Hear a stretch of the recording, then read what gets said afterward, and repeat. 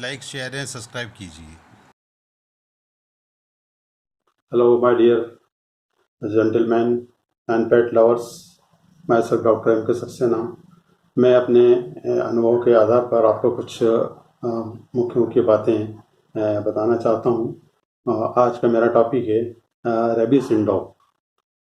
तो रेबीज के बारे में मुख्य रूप से आपको पता ही होगा कि डॉग में ये गर्मी के सीज़न में कई केस हमको स्ट्रीट डॉग वगैरह के और कई अन्य जानवर देखने को मिलते हैं, क्योंकि टेम्परेचर जो वातावरण का होता है वो काफ़ी बढ़ जाता है और इस कारण से इनमें ये रेबीज़ के सिम्टम हमको दिखने लगते हैं। ऐसी कंडीशन में रेबीज़ एक एक्यूट टाइप की डिसीज़ होती है जो कि मुख्य रूप से viral disease of nervous system के अंतर्गत आती है और वार्म ब्लडेड एनिमल्स में ये मुख्य रूप से पाई जाती है। इसका मुख्य काज जो होता है वो लाइसा वायरस होता है। यह डिसीज मुख्य रूप से फेटल डिसीज होती है और यदि अर्ली सिम्टम में इसका उपचार कर लिया जाए तो इस केस को हम क्योरेबल है, इसको क्योर कर सकते हैं। लेट स्टेज में क्योर होना बहुत मुश्किल होता है और वो सम टाइम कभी कभी उसमें डेथ भी हो जाती है। यह मुख्य रूप से मैमल्स में, बैट्स में, डॉग में, वाइल्ड कार्निवरस एनिमल्स में ये पाई जाती है। जब यदि ऐसी कंडीशन हमें दिखती है तो हमें ये देखना होगा कि उनके क्या सिम्टम्स होंगे। तो ऐसे डॉग जो कि मुख्य रूप से रेबिटिक होते हैं उनमें मुख्य रूप से एक तो सलाइवेशन होता है, वाटरी सलाइवेशन काफ़ी एक्सेसिव मात्रा में हमको दिखेगा और लोअर जा उनका पैरालिटिक होगा, जिससे कि वो लटक जाता है शरीर से नीचे का लोअर जा। दूसरी बात हाइड्रोफोबिया कंडीशन होती है, वो भी डॉग में हमको मिलती है, जिससे कि वो पानी को देखकर डॉग भागने लगता है। इसके अलावा पैरालिसिस भी धीरे धीरे होने लगते हैं। वोकल कार्ड पैरालिटिक हो जाएगा, जिससे भौंकने में या चिल्लाने में उसको तकलीफ होती है। इसके अलावा नोशिया भी दिखेगा, वोमिटिंग नोशिया, जिससे कि वो कभी कभी वो वोमिट भी करेगा और इसके पूर्व बॉडी टेम्परेचर उसका धीरे धीरे बढ़ने लगता है, जो कि शरीर से 5 to 7 डिग्री नॉर्मल से ज़्यादा हो जाता है।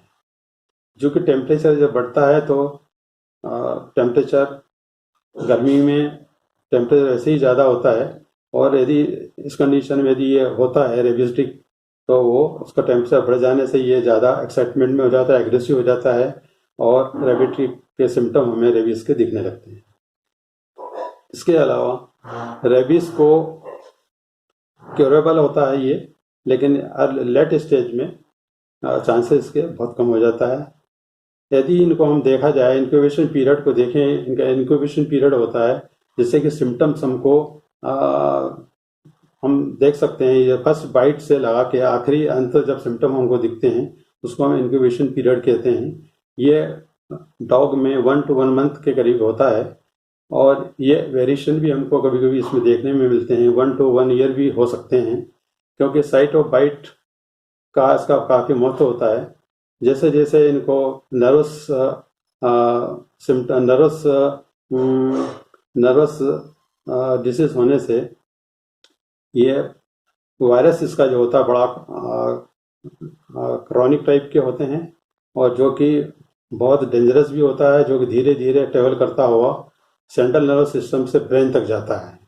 ब्रेन में जाने के बाद ये हाइपोथैलेमस में स्टोर्ड हो जाता है और वहाँ से हमें सिम्टम शो होना शुरू हो जाते हैं। और जैसे ही जैसे सिम्टम शो होना शुरू होते हैं तो हमें थोड़ा ये देखना होता है कि डॉग को कम से कम 14 डेज तक सुपरविजन में वॉच करना चाहिए। सुपरविजन में रखकर वॉच करना चाहिए, इसे आइसोलेटेड करें, सेग्रीगेट करें और उनको वॉच करके देखा जाए कि एक्चुअली में ये रेबिटिक सिम्टम है या नहीं है। कभी कभी क्या होता है कि कई दूसरी बीमारियों से होने के कारण ये कन्फ्यूज़न भी पैदा कर देते हैं। इसलिए 14 दिन तक का एक समय हमें इनको अलग से सेपरेट करके देखना चाहिए। इसके अलावा डायग्नोसिस के द्वारा भी ये पता लगाया जा सकता है कि डॉग में रेबीज है या नहीं है। उसके लिए लैब में सीरम भेज के सिलाविशा जो सिलावा होता है उसको कलेक्ट करके लैब में भेजा जा सकता है। इसके अलावा सीरम को भी कलेक्ट करके सीरम को भी कर सकते हैं। स्पाइनल कार्ड के जो फ्लूइड को है उसको भी किया जा सकता है। स्किन बायोप्सी ऑफ हेयर को भी हम डायग्नोसिस के लिए कर सकते हैं। इससे हमको ये मालूम पड़ जाता है कि एंटीबॉडीज ऑफ रेबीज वायरस इसमें है या नहीं है, ये इसको डायग्नोसिस हो जाता है। क्योंकि ये पूर्ण तरह फेटल डिसीज होती है और ट्रीटमेंट अर्ली स्टेज में ट्रीटमेंट संभव है, ट्रीटमेंट किया जा सकता है, इसको बचाया जा सकता है। लेकिन लेट स्टेज होने में सिम्टम एक बार यदि अपीयर हो गए तो इनको बचाना काफ़ी मुश्किल हो जाता है और अंत में डेथ ही होती है। ऐसी कंडीशन में हमको ये देखना चाहिए कि डॉग हमेशा वैक्सीनेटेड हों। रेबीज़ के डॉग को हमेशा रेबीज़ डॉग से बचाने के लिए डॉग को हमेशा वैक्सीनेटेड कराएं। पपीज़ से शुरू करना चाहिए। यदि पपीज़ आपके पास है तो 4 to 6 वीक एज में इसको वैक्सीनेशन करा लें।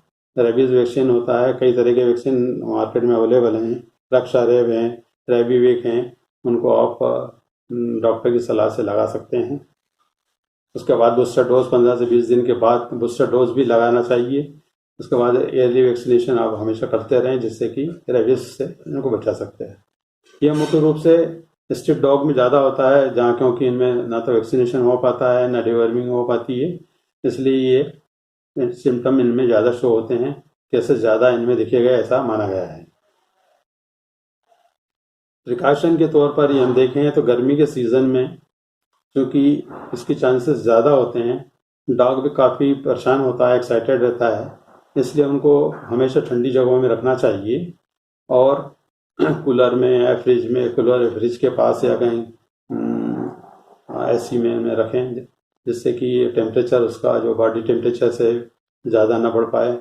ऐसी स्थिति में, क्योंकि इनमें एक विशेषता होती है डॉग में जो कि अन्य जानवरों में नहीं होती है, इसकी बॉडी के अंदर स्वेट ग्लैंड्स बिल्कुल नहीं होती है इस बॉडी में, जिससे कि स्वेट ग्लैंड ना होने से बॉडी टेम्परेचर रेगुलेट नहीं हो पाता है और इससे क्या होता है कि टेम्परेचर हमेशा इसमें समर सीजन में बढ़ता ही जाता है और बढ़ने से ये काफ़ी परेशान हो जाता है। इसलिए इसको मेंटेन करने के लिए हमें इसे महीने रोज़ नहलाना चाहिए ठंडे पानी से सवेरे शाम, उसका और कूलर में या इसमें एसी में इनको रखना चाहिए। शाम को या अर्ली मॉर्निंग में घुमाएं, इनको ले जाएं और हमेशा ठंडी चीज़ें ही इन्हें फीड करना चाहिए और गर्म चीज़ें इन्हें जैसे अंडा वगैरह, मीट वगैरह, इनसे थोड़ा परहेज करना चाहिए।